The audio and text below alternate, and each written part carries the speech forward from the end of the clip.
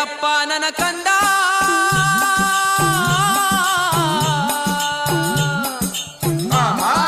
ಕೇಳಪ್ಪ ನನ್ನ ಕಂದ, ನಾಳೆ ಕಲಿಯುಗದಲ್ಲಿ ನೀಲಿ ಸಿದ್ದಪ್ಪಾಜಿ ಮನೆಯ ಬಿಟ್ಟು ನೀವು ಮಠವ ಸೇರಬೇಕು.